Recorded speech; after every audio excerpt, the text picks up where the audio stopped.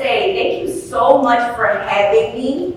I know that the conference is sold out this year. You all are back and better than ever. So I am excited to be here and you are back and better than ever. Again, my name is Rakia Reynolds. I'm the founder and executive officer of Skyview Media. We are a multimedia, multicultural, strategic communications agency.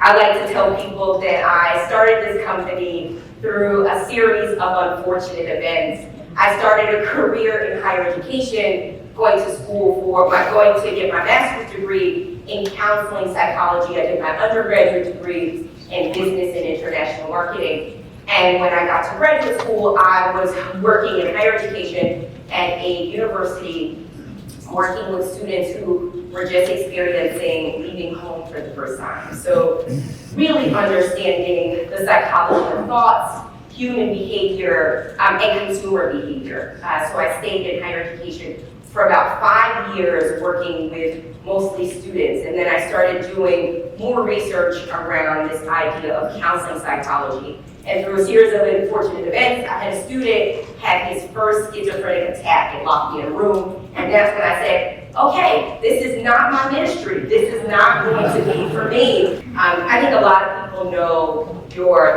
glory. They see the Inc. magazines, they see all of the things, but you don't really know the story behind the glory. So I want to give you the story behind the glory before I get into any of the glorious things that we'll talk about. And so the story is, through these series of unfortunate events, I was working in higher education, working with students that were experiencing challenges, and then MTV called me and said, hey, we want to do a show, a scripted drama series around teenagers who are experiencing challenges, and we're looking for an expert to help us with the script. So I was recruited by MTV Networks, worked in television, and then I went to TLC, Discovery Health. I started working on television, guest editing for Mary Claire, doing some writing for Forbes, and all throughout this time, I built this amazing network of people in magazines and television, in scripted drama, and I was trying to work in the world of traditional public relations at that point, telling people, hey, the future is people watching television online. People are going to be using their phones to watch TV. And the PR firm I was working for, it's like, no, they're not. They're not going to do that. And so I decided to go on my own and work and create my own company, essentially to disrupt traditional communication models and use all of the things that I had learned at MTV Networks, TLC, Discovery Health, and all of the other places that I was able to have, the start of my journey. And so when I built Skyview Media, it was a company like no other. I had no blueprint, there was no model, I had no mentors, or sponsors to say, here's how you do the thing. It was all by experimentation. And you all know, as marketers, our life is all about experimentation. That's how we learn and that's how we do the work. I just gave you the story behind the glory.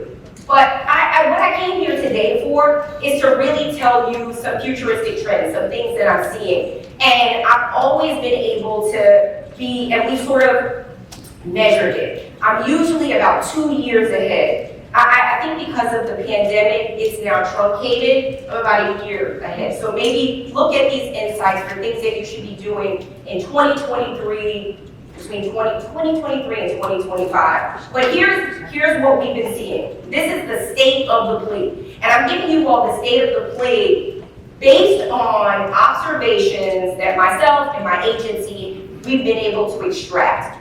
We do work a lot in the world of Web 2. We work with a lot of celebrities, tech companies, Dell, Uber, Airbnb, Redline, you name it. We work with all of those companies. And then we have a suite of celebrities that we get to work with and have been working with for many, many years. About 18 months ago, we started to work in the world of Web 3. So we had companies coming to us saying, hey, we want to launch these things. And we don't necessarily know how to do the Web 3 version of that in the Web 2 marketplace. So we were able to really go through these ecosystems and see where the holes were. So some of what I'm giving you for the state of the plate are some things that you have seen and some things that you will see. First is that the metaverse. We know that the value in that market is major. Right now, people are saying it's $678 billion by 2030. And that really comes from the way that Web3 and the metaverse and different components of Web3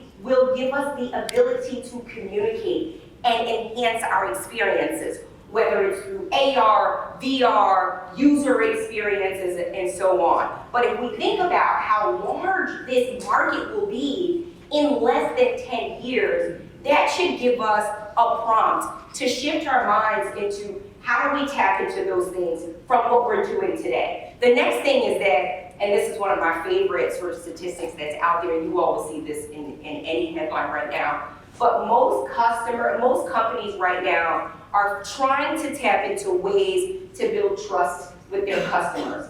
As you all know, these past 3 years, we have been impacted by external compounded stress.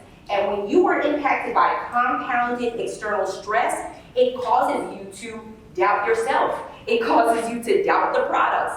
If you've ever ordered something and it told you it was gonna get there in 3 days and it got there in 17 days because of supply chain and delivery services, you are amongst the people that doubt the companies that you are buying from. So you are in the pool of customers that say, hey, I don't really trust everything that you're saying. Not because I don't trust you as a company fully, but I just don't trust the landscape in which we're living in and the landscape in which we're navigating in. The next thing is that the AI industry in less than 10 years is really going to do a major uptick. So automation is going to take over the human experience. We see that now through voice, through text to speech. If you are someone in here, and I know a lot of you write, if you use Grammarly, think about what Grammarly has done for people. You write a sentence, and that automation right there says, hey, your grammar is wrong. You spelled this wrong. I'm going to fix it for you. Gone are the days where I remember my third grade teacher would take my paper and read through it and take her red pen and mark it up and say, this is wrong. You do this. No, automation has easily and effortlessly done that for us. So think about voice, think about speech, think about all of the things that you're doing and enhancing those things and working smarter, faster, and better by 2030 with automation.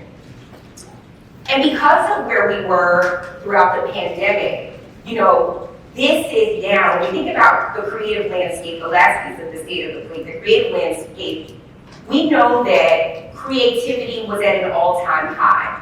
At the onset of the pandemic, it was said that media consumption was up by 76%.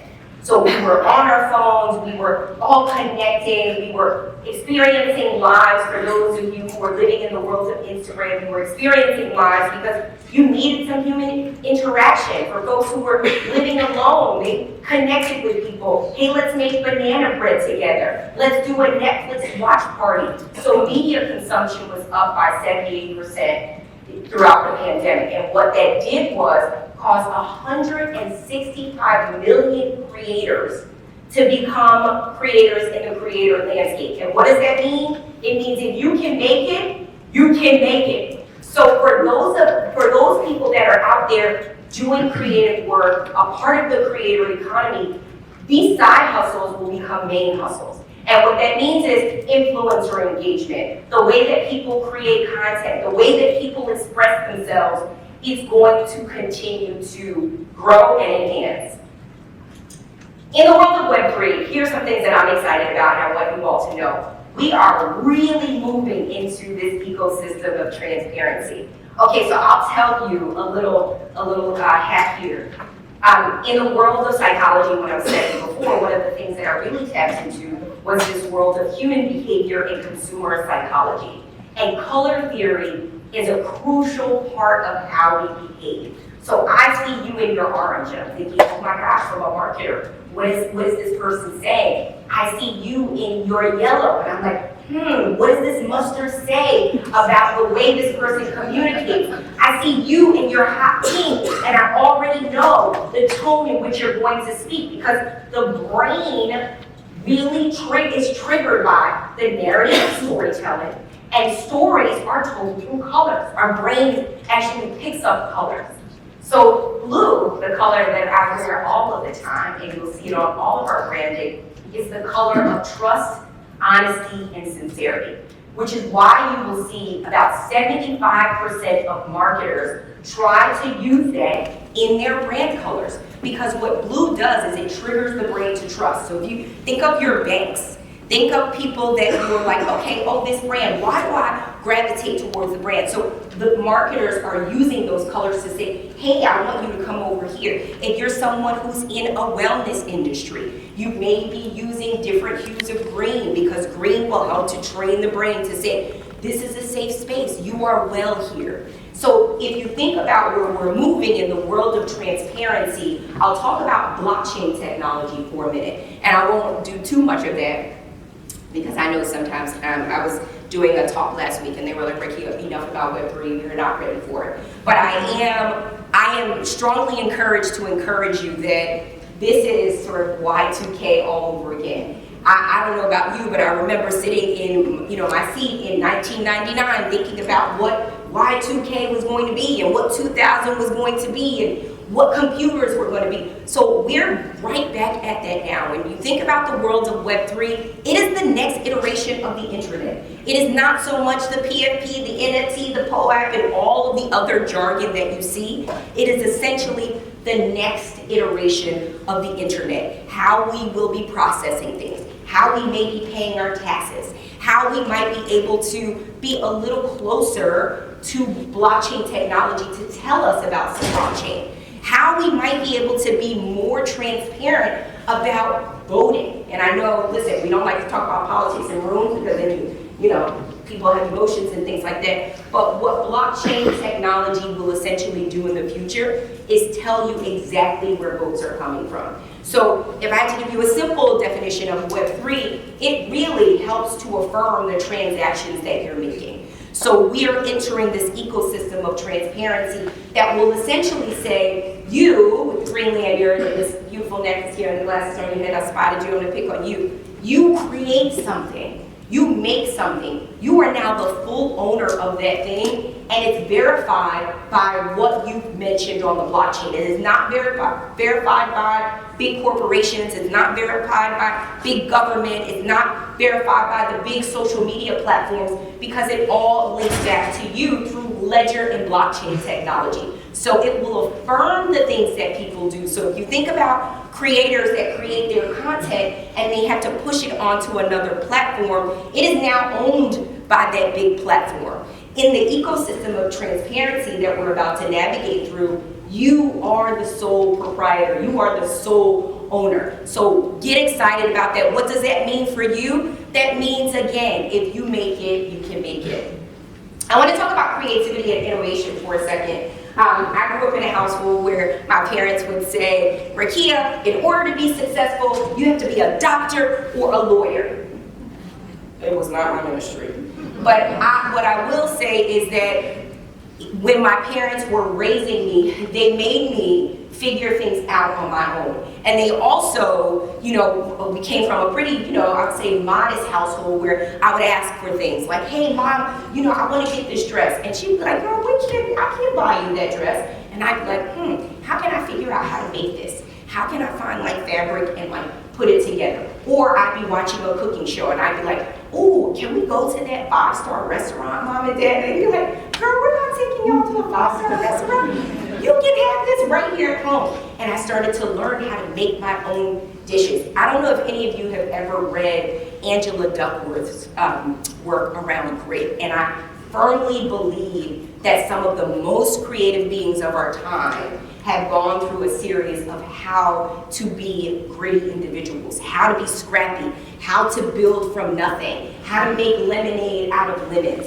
And what I will say is Harvard Business Review did a study some months ago about the new C-suite and redoing the new C-suite. And the attributes that people are really looking for in the new C-suite are creativity, people that can think outside of the box, and people that are innovative. And so when we think about the world of innovation and how you iterate and how you continue to innovate, creativity is at the top of that. And in order to learn how to be creative, one of the things that everyone has to do is sort of think about all of the things that you were doing before and not do them again. Take it all out. started all over, because these last 3 years have really shifted our mindsets into a different level of thinking. So at the center of creativity, I'll tell you a couple of different things. One is expertise. What are the things that you know how to do well? And we'll talk about zones of genius later on. But expertise, what are the things that you do? What are you a thought leader at? Where are you an authoritative voice? And this can be internally in your organizations, or it can be as an organization. And I would say something parallel to that is creative thinking skills. So if you can think about the big capital P that we all talked about throughout the pandemic, where people said, how do we pivot? How do we pivot? How do we pivot? You can see the people that were lagging behind because they did not know how to pivot, and they weren't able to persevere through lags, dry spells, challenging times, horrific problems, and going through a constant crisis. The people that remain creative and that will thrive in the creative landscape are people that have critical thinking skills, and that people who can move beyond the dry spell. So when you think about creative thinking skills, think about people that have the attributes of creative and critical thinking. The other thing that goes sort of under the Venn diagram of creativity is this idea of motivation. We are all motivated by something, whether it's intrinsic, I am excited by it, it moves me, it gives me butterflies, I feel great about it, I can do it without having an alarm clock. But I always think about people that are super motivated. Those are the people that don't use an alarm clock to wake up. They just get up. How many of you use an alarm clock to get up on your phone or whatever it is? How many of you just wake up because you're so excited about what's happening in the day ahead? Well, those are your intrinsically motivated people. You need to move apart and sit next to those people. So intrinsically motivated people are those folks. I wake up without an alarm clock. I'm excited, I'm enthusiastic about this, and I love what I'm doing. There's passion in what I do. The extrinsically motivated people, extrinsic motivation, that's also great. I do it because I get paid to do it. I do it because it provides me a life where I can do the things that I love. I do it because someone has affirmed my work. I do it because someone told me you did a great job. I do it because I think I'm doing a great job. So when you think about creativity, it's not just you can draw and you can do this and you have great ideas. You have to think about all of the things that bubble up around creativity. Now here's the thing. In order to be truly creative, you have to bring your whole creative brain to work. And some of us are Scary Susie out here. Scary Susie is, hey, I am fearful of being judged. I don't want to do that thing. I don't want to raise my hand. I don't want to talk in front of anyone because someone is going to say something that isn't in agreement with what I'm saying, and I might be judged. That kills your creativity. That great idea that you were about to proclaim or exclaim is done because you were fearful of being judged. The other thing that kills creativity is the fear of getting started. Oh, should I do it? Should I not? Should I do it? Should I not? Should I do it? Should I not? One foot in, one foot out. The fear of getting started. Just do it. Just do it. The other thing that kills creativity is the unknown. If I do this, will I be canceled? If I say this, is someone going to say that I did this the wrong way? If I say this, am I going to insult someone? If I come up with this campaign, is it just going to go awry and it just didn't make sense at the end of the day? And that goes into the fear of losing control. We are all beings that want to control. And if you're in this room, in some part, you play some part in controlling a narrative of a larger story, of a larger idea, of a larger thing. And the fear of losing control stifles creativity. So if you are someone that wants to reclaim your creative confidence, you actually have to move expeditiously into screaming your dream. You have to do the thing that excites you. You have to do the thing that you know at the end of the day, hey, I wish I would have said that thing because when I waited 15 minutes to say it, then, so-and-so over here, she said the same thing that I was thinking. But your creativity was stifled and destroyed because you just didn't do the thing. You were afraid of someone judging you. You were afraid of going ahead and just diving all the way in, and you were afraid of losing the control of your own narrative. So when we think about strategy, how many of you in the audience are strategists? You have strategy somewhere in your title. All right, that's great. How many of you feel like you are contrarians and strategists? Those same people. Yes, are you a contrarian? Brings it all the way. We won't judge you. Yes, she is a contrarian. Her job is to poke holes in things. Her job is to see around corners and to see the full picture. I hope so. Okay. And that strategy has to be human. It has to come from a place. So no matter how much we talk about the world of Web3, AI, automation, working smarter, faster, better, all of those things, at the end of the day, we're still a species that has to connect with human interaction. We still have to look at one another. We still have to communicate with one another. So strategy, at the forefront of everything, there is humanity. And so, when you think about strategy, when you think about storytelling, so in the future, I'll tell you where we are now. Right now, we're in the landscape of storytelling. Buy this thing, do this thing, here's the call to action, here are the KPIs, you should do this, and you should do that. That is storytelling. Buy this thing, story selling. I'm telling you this story because I want you to do something that's transactional. So we are storytelling and we are story selling. But where we need to go in the future is storytelling. I'll have this in the presentation, my favorite line ever, or my most memorable line, and I don't even know the main name of the movie, is when I see this woman and she goes, "This one time at band camp," now I won't finish the story. Okay? Listen, if you know, you know. But this one time at band camp, that's visual. I remember this one time. And that was over a decade ago, but I still, and I'm sure the people that laugh, and I'd say it was 40% of the audience, the people that laugh, you remember that story. You don't remember the movie, you don't remember where you were sitting, but you remember this one time at band camp. Because our brains are hardwired for story. Someone needs to tell us a story. Everything has a beginning, middle, and end. That's why we say ABC and 1, 2, 3. It moves in those rhythms and beats. That's how our brain waves operate. So we talked about storytelling, we talked about story selling, and we talked about story yelling. Get out of the storytelling, get out of the story selling and get out of the story yelling to get into the storytelling. Which brings me to the A word. How many of you know what the A word is? What's the A word? Just say it all at one time. Authenticity. All right, authenticity, yes. You're a winner. So authenticity, when we think about the word authenticity also needs to be rebranded because it's such an overly used word, but it still sits at the nucleus of storytelling. People need to be able to trust you. They want to know that what you're saying is gold. They want to know that what you're saying caters to them.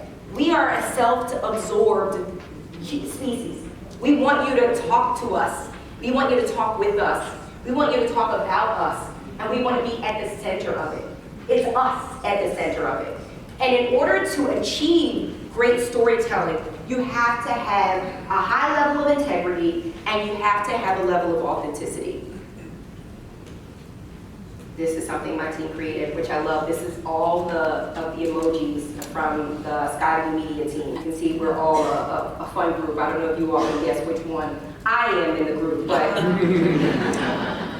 you must create a community before you need a community. The future is all about community. Whether you're still working in the world of traditional Web 2, where you have communities in social media networks, or you're someone that does this in your advertising groups, or you're someone that does it in your marketing groups, the future is built on community. So if you think about where we're going to be in the next 7 to 10 years, you must create a community before you need a community. And there are different ways that you can create a community. There are Telegram groups, there are WhatsApp groups. Campfire discussions and micro communities are what's going to rule the future.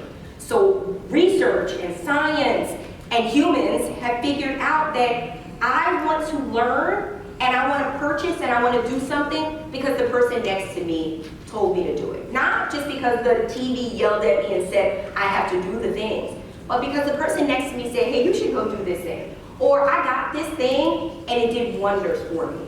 And you do that through community. And you can do that. You don't need communities of 50,000 or 100,000 people. ASOS is one of my favorite case studies. They created their entire brand through micro and nano influencers, people that had under 1,000 people following them. They wanted to work with people that only had 200 and 300 people following them because when they pulled that back the layer of the onions, they figured it out. Those are the most trusted individuals. Those are the people that are trusted because when they post something or they do something, their entire community starts to talk about it. We are getting into the world where if you work in the world of social media, vanity metrics are going to disappear. You're not going to be able to see likes anymore. But what you will see is the community commenting on things. Oh, it was supposed to move. There you go. Create the community before you need the community. All right, I want to talk really quickly about zones of genius. How many of you work in the world of like understanding zones of genius? So here's where you have to figure out, like I'd say in the next few months, start working on, and this is an individual exercise that you can do for yourself. Most people work in this space of zone of excellence. That means I do this thing, I can do it, I do it effortlessly, I do it because I have intrinsic motivation, I do it because I have extrinsic motivation, and I get by. 75%, actually researchers have said that 75% of people operate in this space of zone of excellence. That means you're getting by, you're getting by to get by. But what we have been seeing lately, because of external factors, is that people are operating in these spaces of zones of incompetence and zones of competence. And why that's harmful to you is that it will be a waste of your time. My zone of incompetence, other than flicking these slides, is that our Excel sheets. I do not like Excel sheets. It is not my swim lane, it is not my ministry, but what I do is I hire and I sit next to people that can execute an Excel sheet.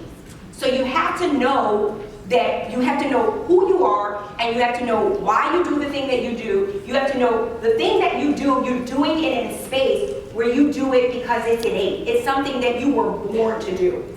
And research has shown that if you're operating in a space that's going towards a zone of genius, the thing that you wake up to do without your alarm clock, you will be an effective leader. So even if you're someone that's not leading a massive team and you're just leading your own life, you're leading yourself. If you operate in a space of a zone of genius and it's something that you don't have to give a second guess, it is proven that you will be more successful.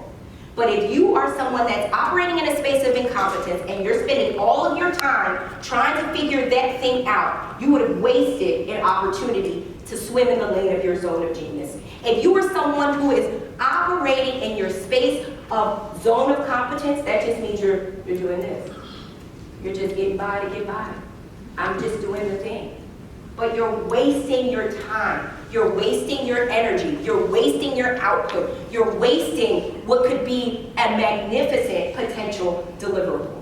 So we always encourage people to operate in this space of zones of excellence, but strongly encourage that you lean in and you do some personal reflective work to figure out what your core competencies are. What is your unique value proposition? What are you bringing to the table or to the Zoom room that no one else is doing? It can be one thing, but if you can identify your zone of genius in the next 6 to 8 months, and it doesn't take long, there's some online exercises that you can do, you will be proven to be more successful at that one thing that you're achieving to do.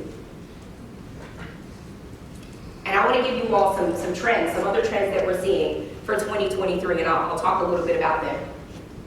Gone are the days of hashtag spawn, hashtag ad. And I don't mean that just in the world of social media. I mean that in the world of if I pay you to do something, you've told someone hey, she paid me to do this thing and I'm doing it.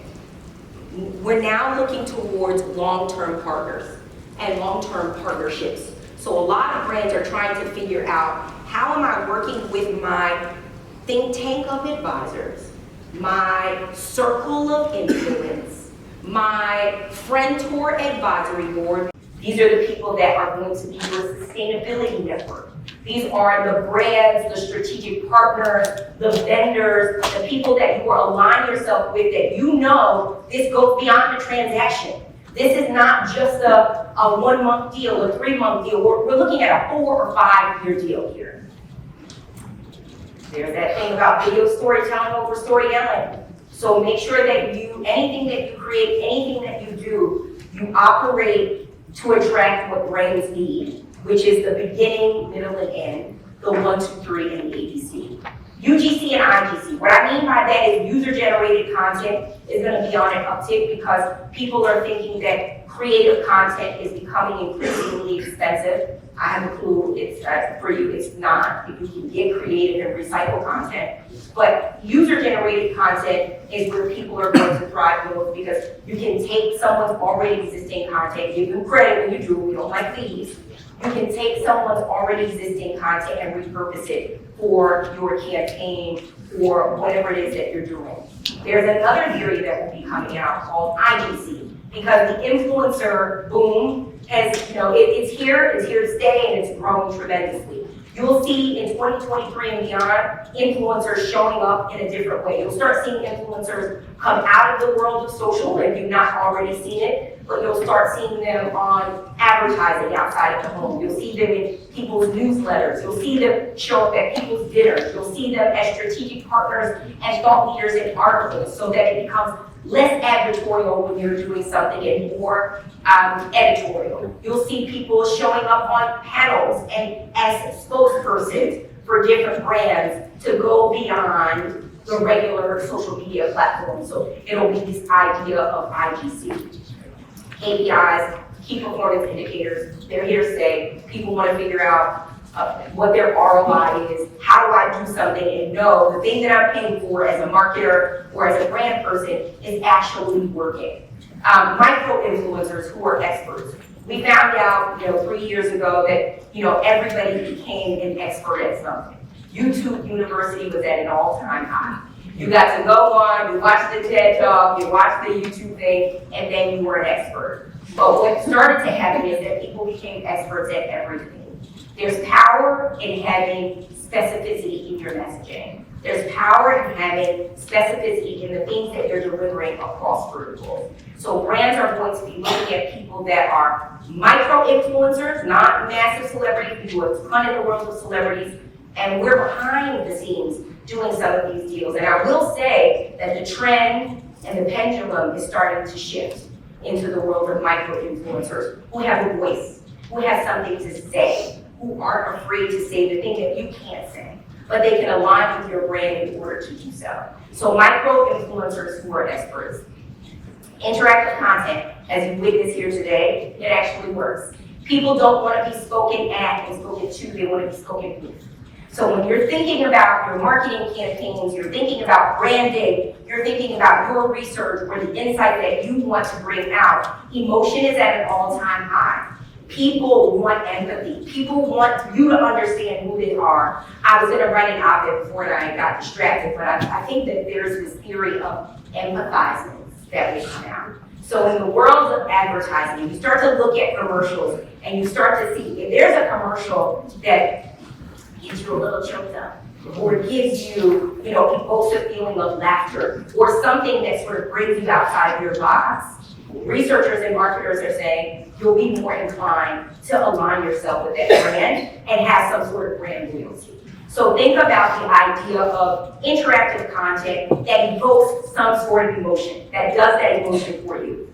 And then I can't say enough about values-driven thought leadership and values-driven content. What we found out 3 years ago is that people were not writing down their values. People were not writing their mission statements or living their mission statements. They were writing these verbose vision statements, putting them on their websites. They had the mission statement somewhere underneath that, but they weren't truly who they said they were. So the world of values-driven content and values-driven thought leadership is about to start bubbling up. And what I mean by that, and that's really a call to action for you. Values and your mission and your vision need to be refreshed every 2 years. And we know that because the landscape constantly changes. If you work within an organization, I want you to do this. You go look at the mission, you go look at the vision, and look at the values. If you cannot say that in your sort of elevator pitch, or when you're talking to someone in coffee table conversation, or you're talking to someone, over dinner, then you need to shift, streamline them, and make them into succinct, snackable pieces of ideas that can be said over and over again. Values is where people will start to live. Because we know that, during the pandemic, so many people were making statements, but they didn't necessarily have a stance. So the saying, if you don't stand for something, you'll fall for anything. And so people are starting to take note of that. We want to be aligned with people, especially if you're working with Gen Z, the Gen Z market, or if you're working with people that are millennials or exennials. I'm in the space of the exennial. I'm a toe in Gen X. I'm a toe as millennial. My kids would say different. They'd be like, Mom, you're Gen Xer. But here's the thing.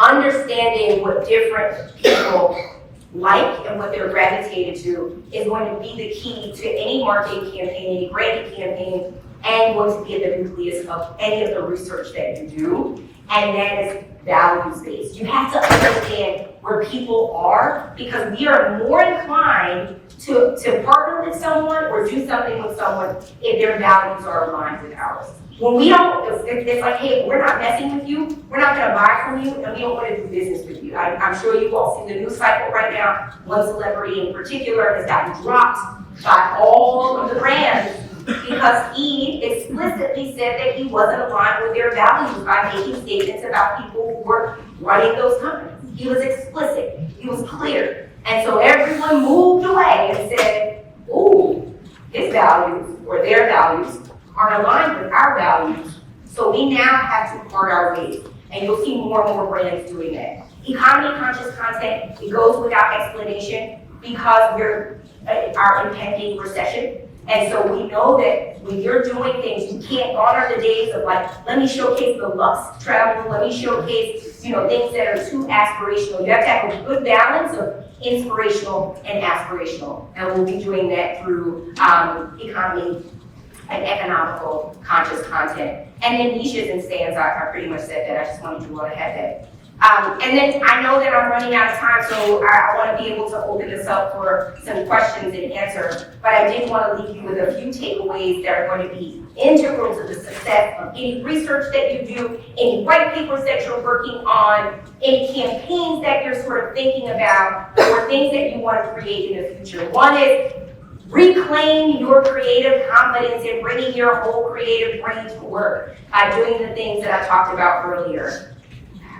One thing I didn't talk about was diversifying your thought leadership roundtable. So when you think about your advisory network and you think about the people that you have in the room, I'm sure you all know the buzzwords around diversity, equity, and inclusion, because everyone is, in the space where they want to be diverse, equitable, and have some sort of inclusion. So I'm not going to be a black woman and tell you you have to have diversity of thought. So I put it just as a takeaway for y'all. But what you do have to do is know that we've gone beyond those buzzwords. We're beyond that, y'all. We have missed it. And I say we because we're all in the same room. We have missed it if we're still saying, let's figure out what our DEI goals are. And I'm sorry if y'all are on that. Sometimes we have to have uncomfortable conversations to make some headway.